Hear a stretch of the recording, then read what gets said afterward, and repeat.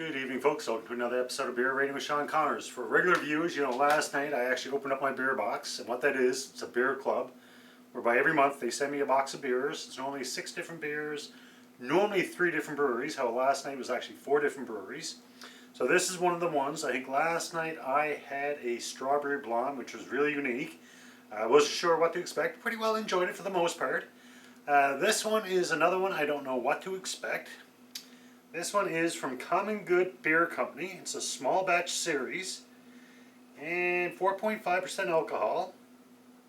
It says Wildstyle No.3, and that doesn't really tell me anything. It says a raw session IPA, and they got raw in quotation marks. Now normally a session IPA, a session beer. This is a session IPA. My understanding, normally session beers are low alcohol. Now this one is 4.5%, which isn't that low, so I'm not quite sure what to expect. Just now I'm realizing, reading that it's an IPA. I knew it was a session beer. And it says, another member of our Wildstyle family, No.3, is brewed raw, meaning it never reaches a boil, yielding a fresh, juicy IPA. Coupled with the complex tropical cedar and mint notes imparted by the Sabro hop and the grapefruity tartness of the Comet, which those are both types of yeast. This is a session IPA with depth and character. You'll find something new in every sip. And it says wheat, oat, malted barley, hops, water, and yeast. And that's about it. Now, in Scarborough Proud, so Scarborough, Ontario. Now, IPAs, Indian Pale Ale, those are one of those beers that I was never a big fan of. It took me a while to get used to them, but now that I'm used to them, I do enjoy them for the most part.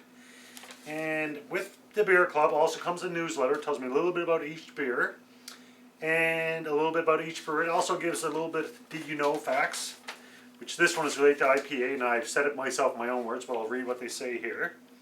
And I say, so for Common Good, it's out of Toronto, Ontario. It says Common Good Beer Company is a partnership between John Mystery and Scott White. Common Good Beer was built with enough capacity to brew their own. Common Good Beer was built with enough capacity to brew their own beer and for contract brewing. Their goal is to strengthen the craft beer community. It's not just good for the brewers, it's good for the beer lovers and just plain old good for beer. So Scott spent 20 years on Bay Street, but his passion was home brewing and the craft beer community. James has a master's of brewing and distilling science from here at Watt in Edinburgh and 25 years of brewing experience with some of Ontario's most venerated craft brewers.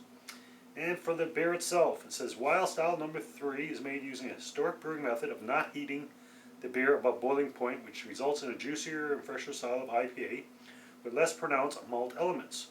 Coupled with the complex tropical cedar and mint notes imparted by the Sabro hops and the grapefruity tartness of the Comet, this is a session IPA with depth and character. Pretty well what I've read off the can.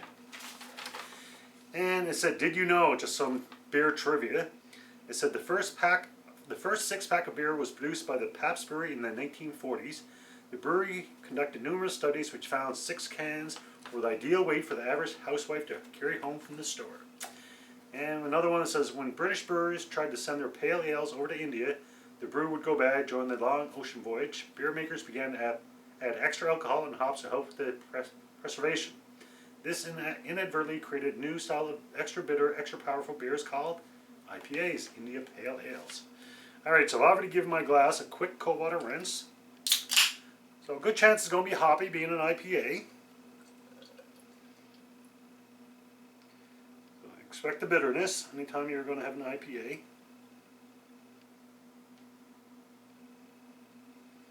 Nice golden yellow color straw, they say. Quite a bit of head there. I can smell the hops already just from pouring it up. I do smell the hops, but they're not as pronounced as I expected. There's something else there. I'm thinking minty, but I don't know if I read that or... Yeah, mint notes. So actually, I already got that. A little bit cloudy, and that's to be expected from a craft beer. A lot of them are unfiltered. I'm going to let that sit for a second, but I'll just state I'm going to rate it out of 5, always out of 5. And these are my own personal ratings. There's no science behind them. I either like them or I don't. 1 out of 5. 1 is a drain pour. Don't like it, can't finish it. A 2 is like, yeah, I'm not a big fan, but I'll finish it. Can't waste my beer if I don't have to. Three's a good beer. It's not bad. Well, it's a good beer. Nothing wrong with it by all means. A 4 would be a very good beer, and 5 would be the best beer I've ever had. So let's see where this one's going to rate.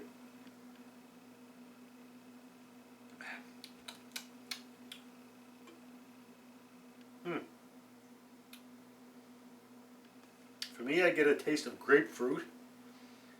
And the grapefruitery tartness of the Comet.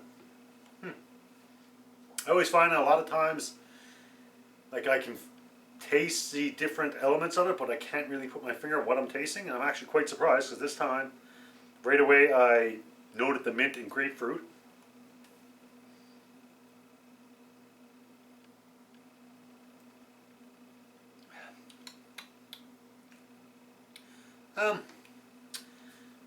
Actually, I don't find this one overly hoppy for an IPA. I'm quite surprised. It's got a uniqueness to it for an IPA, in my opinion. Rating-wise, I'm not quite sure yet. I wouldn't say it's any lower than a 2.5. I don't think it's quite a 4. A lot of room there.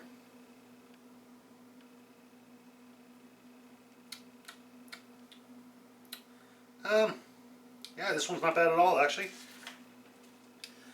I feel confident in saying chances are, I'm not quite going to put it in stone yet, but chances are I'm going to give this one probably a 3.5. I want to take one more taste just to see if I'm going to stick with that number. And if anybody watches me on a regular basis, a 3.5, that's a damn good rating.